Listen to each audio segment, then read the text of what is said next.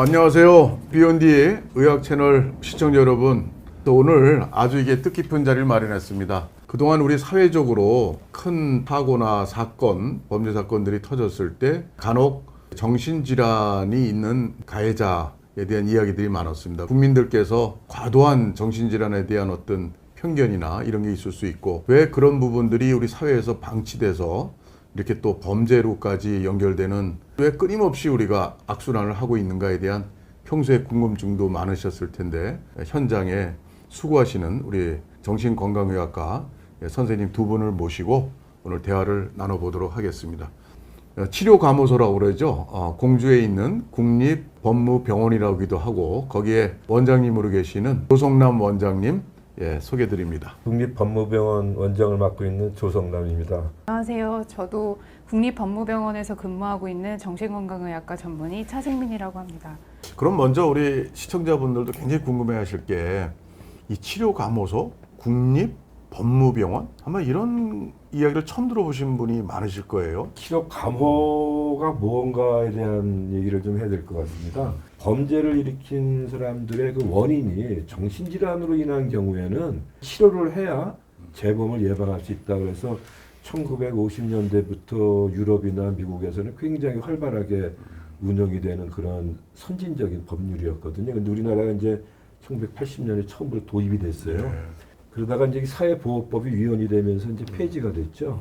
치료감호법으로 독립이 돼서 운영이 되고 있습니다. 그래서 그 치료감호제도가 만들어지면서 치료감호소 이렇게 해서 공주에 500병상으로 이제 개청이 1987년에 됐습니다. 국립법무병원, 그곳에서 치료했던 환자 중에 이 국민들이, 또 시청자분들이 한번 알려드리고 싶은 사례 같은 거 있으시면. 조현병을 오래 앓고 계시던 분이시고, 사건은 어머니를 살해한 사건이었습니다. 근데 이분이 이제 하루는 면담을 하자고 하셔서 면담실에 가서 면담을 하면서 어머니 얘기를 하면서 막 이제 우시는 거예요.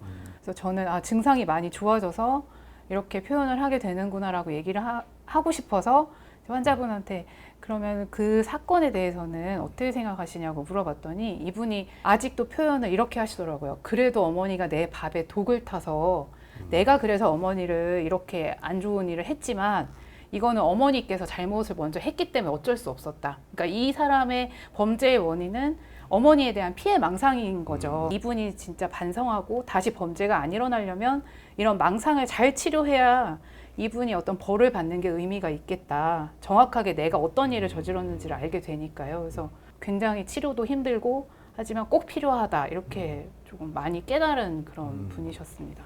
지난번에 우리 참 사회를 떠들썩하게 했던 강남역 살인사건, 네. 감호소에서 치료해 보시거나 그러지 않았습니까? 그 네, 사례. 지금도 강남역 살인사건 범인이 치료받고 있고요. 환자로. 네, 환자로. 이제 강남역 살인사건이 이렇게 여성분이 피해자라서 네. 여성에 대한 혐오 범죄가 아니냐는 얘기도 있었지만, 사실 정신과 전문의들의 입장에서는 어쨌든 치료를 제때 받지 못하고 계속 증상이 악화됐던 조현병 환자가 피해 망상의 대상이 이제 여성이었고, 그래서 그런 안타까운 사건이 일어난 거라, 여성에 대한 성평등을 잘 교육해서 될 문제가 아니라 이것은 정신질환을 제때 치료하는 것, 이게 더 중요한 핵심이다. 이렇게. 그래서 당시에 저희 신경정신의학회에서도 그런 관련 내용의 성명서를 내기도 했었고요. 지금도 현재 증상도 많이 이제 심한 상태로 입원을 해서 약물 치료를 하고 있고. 지금도. 네. 치료감호소에 있다가 10년 있다가 아니면 5년 있다가 이제 퇴원해서 사회에 복귀하는, 그 사람도 계속 치료 받아야 될 텐데, 또 그런 사람이 치료를 또 중단하거나 또 다른 또 무서운 범죄를 또 야기하는, 그 부분이 현재 어떻게 되어 있습니까? 저희 병원에서 퇴원을 하게 되면 이게 사실 15년을 다 채우고 나가는 게 아니고, 치료가 어느 정도 되면 그 후에 중간에 나가기 때문에 조기에 이제 가족료라고 표현을 하거든요. 가족. 그런 환자들을 그냥 두면은 사회에서 적응을 하기가 힘들기 때문에 현재는 보호 관찰을 3년 받고 있습니다. 3년. 그 사이에는 치료를 좀 잘 적극적으로 좀 받을 수 있죠. 대개 받습니까? 네, 왜냐하면 명령 조건에 정신과를 치료를 받아라, 뭐 알코올 중독 문제가 있으면 술을 먹지 말아라, 뭐 이런 구체적인 명령들이 들어있거든요. 근데 문제가 그 3년이 지난 후에 그렇죠. 환자들이 쭉 치료를 쭉 받을 수 있도록 국가에서 그거를 이제 제도화해서 관리를 해야 되거든요. 근데 이제 그런데 이제 제대로 관리를 못 받게 되면은 안인득 사건처럼 치료를 안 받다가 굉장히 끔찍한 사건이 일어날 수도. 큰 치료를 사건이었는데. 받고 있을 때는 잘 지냈습니다. 근데 치료를 중단하고 나서 3년 반 정도 있다가 네. 끔찍한 사건이 난 그러니까 보호 관찰 기간에는 잘 지냈더라고요. 아, 보호관찰 기간은 잘 3년 동안 약간 그 잘 이후에 먹고. 형이 그걸 이제 네, 이렇게 주보호자 입원시키려고 역할을, 했는데 그때 네, 입원이 하셨어요. 됐다면 그런 일이 안 발생했을 거 아니에요, 그렇죠? 정신건강복지법의 문제가 예. 너무 강제로 입원 치료하는 거를 너무 제한을 하다 보니까 가족들의 고통이 너무 심해요. 네. 입원을 시켜서 치료를 해주고 싶어도 그거의 제한 때문에 제대로 치료를 못하게 되고 여러 가지 문제가 일어나야 알면서도 방치할 수밖에 없는 게 현실입니다. 굉장히 그 엄격하게 돼서 강제 입원의 어떤 요건이 네. 굉장히 어려운데 네. 그래도 안 된다면 네. 또 예외 조항을 둬야 되는 거 아닙니까? 그래서 강력 사건이 저희가 자꾸 발생을 했을 때 당시 저희 이제 신경정신의학회 이사장님이셨던 서울대병원 권준수 교수님께서 하신 예. 말씀인데 정신질환자의 진정한 인권은 자꾸 사회로 억지로 복귀시키는 게 아니라 제때 치료를 받을 수 있는 기회를 주는 게 이 사람을 위한 진정한 인권이라고 말씀을 그게 하셨거든요. 맞는 것 같습니다, 네. 그렇죠? 그래서 그거를 베이스로 놓고 생각을 하여야 이게 정말 문제 해결이 더 잘 될 것 같다는 생각을 저도 그 말씀을 듣고 좀 했습니다. 그러니까 인권 그러면은 뭐 강제하는 건 무조건 인권을 아, 예. 침해하는 거라고 생각하기 쉬운데 그렇지 않습니다. 예를 들어서 5살짜리 어린애가 아파서 병원에 가서 치료를 받아야 되는데 본인이 무섭다고 안 간다 그래서 부모로서 인권을 존중해서 치료를 안 해주면 되겠습니까? 그 아이는 현실 판단 능력이나 이런 것이 부족하기 때문에 혼자서 결정을 내릴 수 있는 능력이 없잖아요. 그 부모가 대리로 결정을 해서 병원에서 치료받게 해줘야 그 아이의 인권을 존중해 주는 거 아니겠습니까? 우리가 뭐 정신질환을 앓고 있는 사람은 아이처럼 자기가 하는 행동이나 증상 때문에 이런 행동이나 이런 판단 능력이 떨어지거든요. 그래서 책임 능력도 저하가 되거나 상실이 된 사람이라고 보기 네. 때문에 치료 감호를 선고하고 치료를 해주는 거거든요.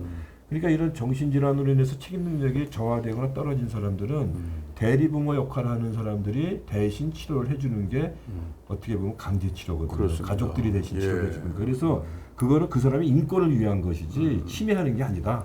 볼 수 있어요. 이런 제도에 대한 또 문제도 많이 느끼셨을 네. 거고 거기서 한번 사실 종합적으로 한번 말씀해 네, 주시죠. 사실 치료감호 제도가 굉장히 중요한 제도입니다. 많은 범죄들이 일어나는데 그 범죄의 원인을 알아서 그 원인을 없애서 재범을 예방할 수 있다면 얼마나 좋겠습니까? 네. 가장 확실한 게 정신질환으로 인한 범죄입니다. 네. 이거는 조금만 노력을 해서 치료를 하면은 얼마든지 예방이 가능한 거죠. 가장 확실한 방법이거든요. 네. 그거를 할 수 있는 유일한 기관이 우리 국립법무병원입니다.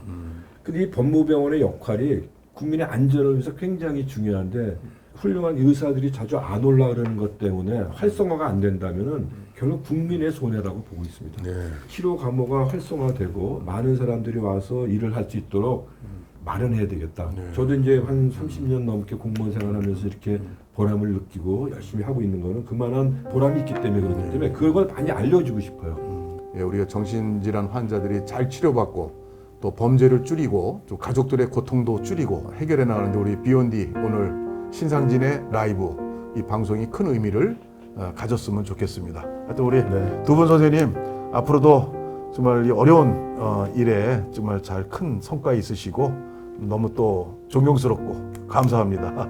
예, 오늘 감사합니다. 좋은 주제로 해서 또 많은 전문가 선생님들과 함께 또 제도 개선을 이루는 날까지 열심히 또 해보겠습니다. 많은 시청 부탁드립니다. 고맙습니다. 네, 감사합니다.